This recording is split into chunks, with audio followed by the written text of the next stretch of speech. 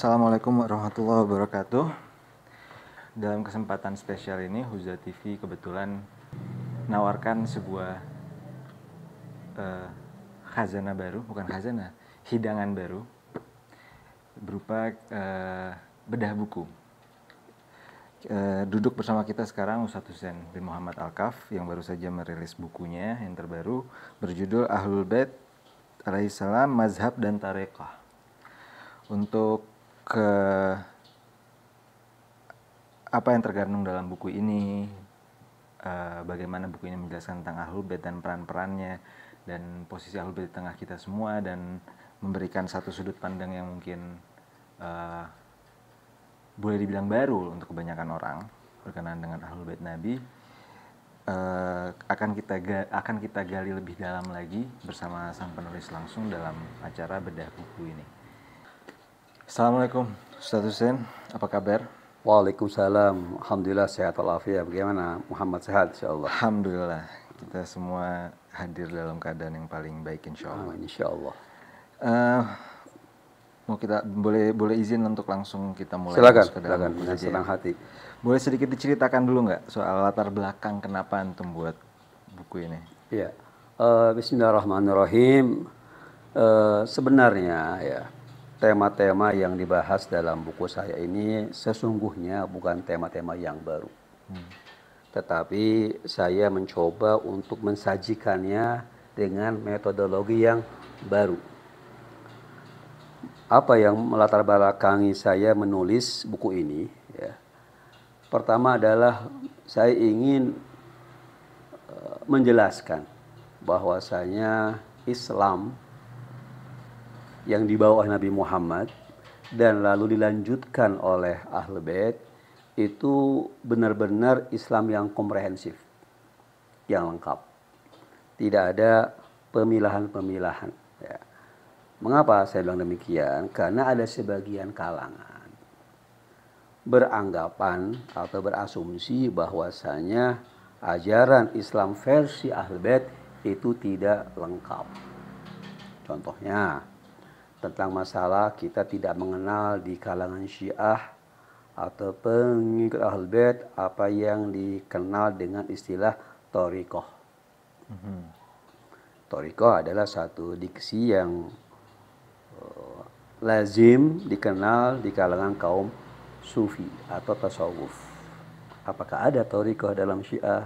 Nah, ini pertanyaan kan, emang jawaban thariqah dalam arti terminologi tasawuf memang tidak ada.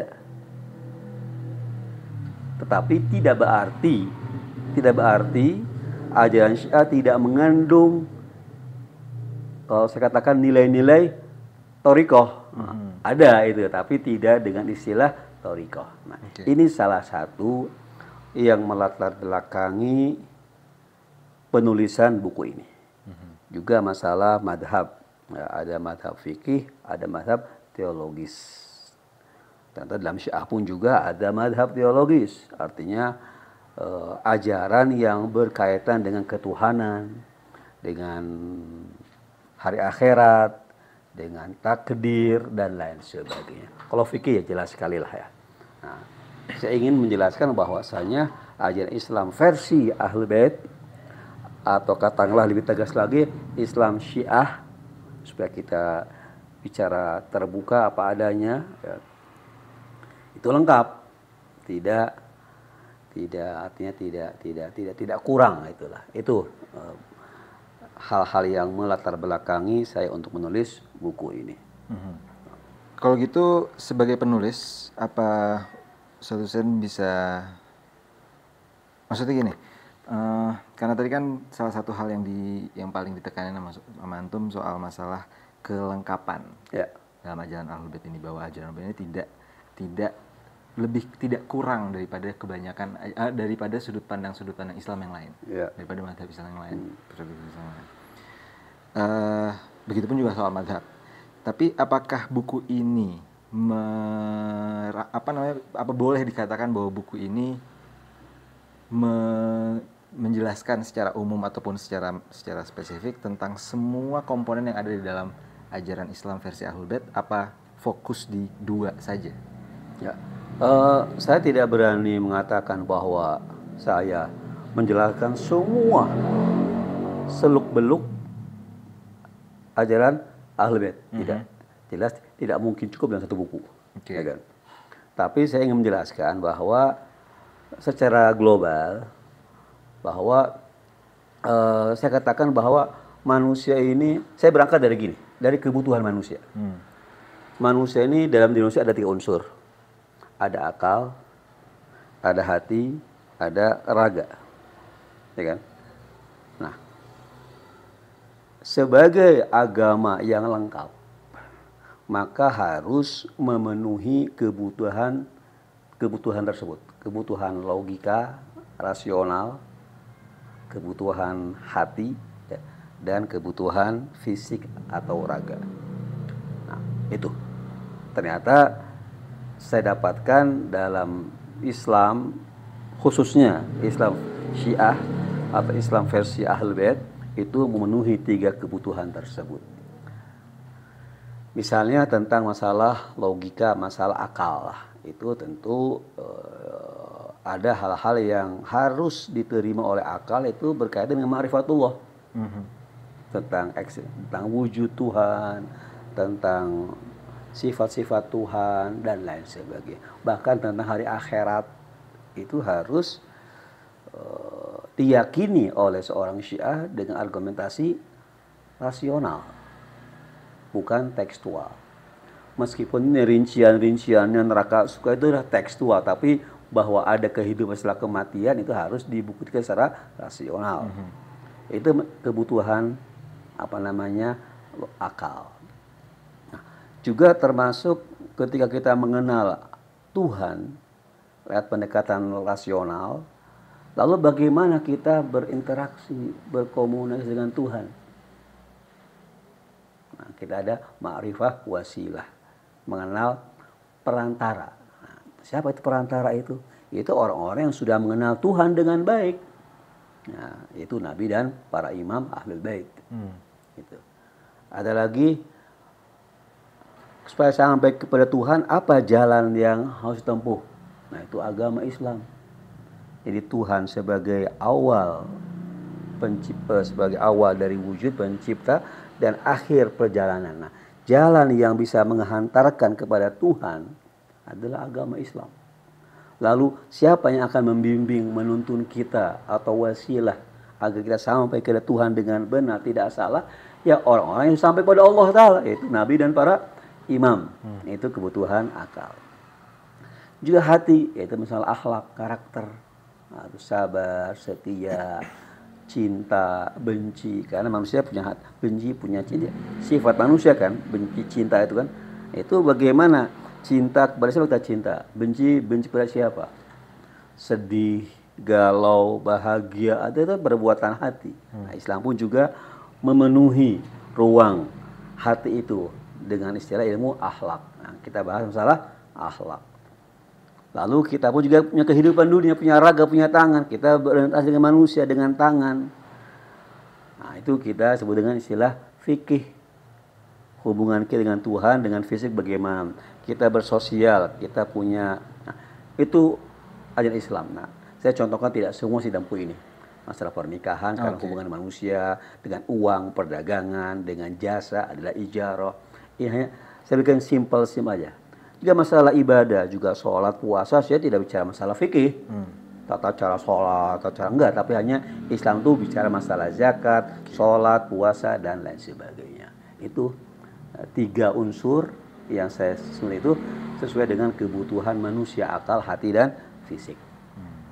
Jadi hanya mengeksplorasi cakupan aja. Dari ajaran. Nggak detail sekali, tapi menyeluruh, tapi bersifat global, tidak general aja.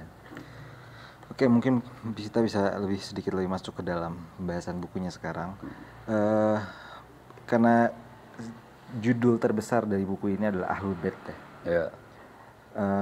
Boleh sedikit dijelaskan nggak bagaimana buku ini mengenalkan Ahlul Bait atau melihat siapa itu Ahlul Bait, apa itu Ahlul Bait? Iya, menarik sekali. Sebenarnya diksi atau istilah Ahlul Bait adalah diksi yang familiar, Ya. di tengah kaum muslimin. Cuman ada semacam perdebatan atau diskusi lah siapakah Ahlul Bait. Minimal 3 pendapat. Oke. Pertama adalah bahwa Ahlul Bait adalah istri-istri Nabi. Ada yang mengatakan adalah keluarga Nabi. Siapa keluarga Nabi itu? Sayyidina Ali, yang Hasan, yang Husain, Sayyidah Fatimah Zahra, dan 12 imam. Ada yang mengatakan 3 apa? Seluruh keturunan Nabi, itu Ahlul Bait. Ini ada 3 penafsiran tentang siapakah Ahlul Bait. Tentu masing-masing punya alasan. Dan saya tidak memperdebatkan, tidak menyalahkan siapapun. Tapi saya menjelaskan versi Syiah. Siapakah Ahlul Bait? Oke. Jadi saya tidak memperdebatkan ini yang benar, ini yang salah, tidak. Tapi saya ingin menjelaskan Ahlul Bait versi Ahlul Bait. Nah, untuk pendapat pertama yang menyatakan bahwa Ahlul Bait dalam ayat innama yuridullahu liyudhiba ankum rizza ahlal bait wa yutahhirakum tathira, Al-Ahzab ayat 33 atau 23. Kata mereka yang mengatakan bahwa yang dimaksud dalam ayat ini dari kata Ahlul Bait adalah istri Nabi. Mengapa alasannya? Karena ini ayat itu ada di tengah-tengah ayat tentang istri Nabi. Awalnya tentang istri Nabi dan akhirnya juga tentang istri Nabi juga. Maka sesuai dengan urutannya berarti ini Ahlul Bait yang dimaksud adalah istri Nabi. Nah, ini alasan pertama. Alasan mengatakan bahwa bukan istri tapi kerabat Nabi, baik yang 5 orang itu ataupun ke bawahnya. Apa alasannya? Karena redaksi dalam ini ayat pakai dhamir kum. Mungkin para pemirsa atau Muhammad yang pernah belajar sedikit bahasa Arab, ada kata ganti kum, antum, kum. Itu menunjukkan apa? Kata ganti untuk laki-laki. Innama yuridullah liyudhiba ankum. Sementara ayat sebelum pakai dhamir kunna atau antunna yang dalam bahasa Arab itu untuk wanita. Wa qarna fi buyutikunna wala tabarrujna tabarrujal jahiliyah. Ini kunna antunna, ini kayak kum loh, kok beda? Nah, berarti ini menunjukkan di sini kum ada laki-laki. Enggak mengatakan innama yudhiba ankunna. Enggak, berarti ini bukan istri Nabi. Karena tidak eksklusif sebagai istri Nabi. Tentu. Lalu mengapa letaknya di antara ayat tentang istri Nabi? Oh, kita lihat dalam Quran, kadang satu ayat yang panjang itu turunnya beda-beda. Tapi Nabi menyusun. Nah, ini pun turunnya secara khusus, tidak ada kaitan dengan ayat sebelumnya, tapi diletakkan di tengah itu. Nah, kata ganti kum menunjukkan adalah bukan istri Nabi, tapi kerabat Nabi. Ini alasannya. Ala kulli hal, kalau kita menafsirkan Quran, ini ada benar juga. Pertama benar, ini benar. Tapi kan kita ketika menafsirkan Quran tidak hanya bersandarkan pada ayat. Ini mesti global. Nah, mari kita lihat kepada hadis, riwayat. Adakah keterangan dari Nabi yang menjelaskan tentang siapakah Ahlul Bait? Ternyata Muhammad, kalau kita lihat dalam hadis, baik Ahlus Sunnah maupun Syiah, dalam kitab hadis, itu mengatakan ini ayat turun berkenaan dengan 5 orang ini. Nabi Muhammad, Imam Ali, Sayyidah Fatimah, Imam Hasan Husain. Ini ayat dalam kitab-kitab hadis Ahli Sunnah wal Syiah. Berarti ini riwayat Nabi menjelaskan. Jadi kita kan ketika menafsirkan sebuah ayat tidak kalau jelas dalam Quran selesai. Tapi ketika masih gak jelas, tanya ke Rasulullah, ada nggak penjelasannya? Ternyata ada. Nah, ini yang menguatkan kelompok Syiah yang mengatakan bahwa yang dimaksud dengan Ahlul Bait dalam ini ayat adalah tadi 5. Nah, di sini ada perbedaan lagi. Apakah orang Syiah mengatakan Ahlul Bait 5 plus A'immah 12? Ya juga ada tambahan lagi di riwayatnya. Banyak lagi riwayatnya, buatan 12 imam, 12 amir. Mengapa orang Syiah mengatakan demikian? Karena dikatakan wa liyutahhirakum tathira, artinya mensucikan. Artinya 12 orang ini dari Imam Ali sampai Imam Mahdi itu manusia yang suci. Oke. Diperkuat dengan hadis bahwasanya antara Quran dan Iqra ini tidak pernah berpisah. Oleh karena Quran itu benar selalu, maka pendampingnya pun juga benar selalu. Oleh Quran ini adalah suci, terjaga dari kesalahan, maka pendampingnya pun juga harus suci. Kalau diartikan Ahlul Bait adalah dzurriyyah Nabi seperti pandangan sebagian kalangan, ya repot. Para Sayyid, Habib ada Ahlul Bait. Nah, kita lihat sendiri, mohon maaf, apakah semuanya baik? Oke, manusia biasa. Biasa, ada yang baik, ya, ada yang nggak baik. Apakah mereka disucikan? Tidak. Sementara Quran bilang sesuci-sucinya, dan pendamping Al-Quran, ya tidak mungkin semua dzurriyyah Nabi ada Ahlul Bait. Ya, kacau, Pak. Dzurriyyah banyak yang macam-macam, banyak penyanyi, banyak rokok, banyak maksiat, ya repot kalau itu dzurriyyah sebagai Ahlul Bait. Nah, orang Syiah mengatakan bahwa Ahlul Bait berkeluarga Nabi, tapi terbatas cuma 12 orang. Karena mereka punya posisi penting, pendamping Al-Quran, penjelas Al-Quran. Nanti juga saya bahas tentang fungsi Ahlul Bait, pengawal dan penjaga umat kan. Kalau semua dzurriyyah Nabi sebagai Ahlul Bait, ya itu saya kira berat. Karena faktanya tidak mendukung itu. Iya. Sebagaimana kita tahu bahwa narasi bahwa hadis dan sumber-sumber mengenai siapa Ahlul Bait itu dan mungkin perannya juga beberapa itu ditemukan di banyak sekali riwayat, terlepas dari masalah mazhabnya bahkan. Ya. Terus bagaimana dengan buku ini? Karena buku ini karena antum bilang tadi bahwa buku ini berusaha untuk menjelaskan bagaimana Syiah melihat ajaran Islam lewat guidance-nya, lewat perantara Ahlul Bait. Apakah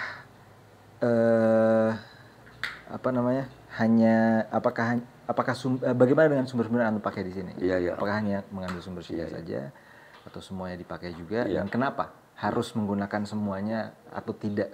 Bahkan kalau seandainya tidak ya? Iya. Memang secara spesifik ketika saya menjelaskan tentang apa dan siapa Ahlul Bait dalam dalam buku itu saya juga bawakan literatur atau kitab-kitab hadis dari Ahlus Sunnah wal Jamaah.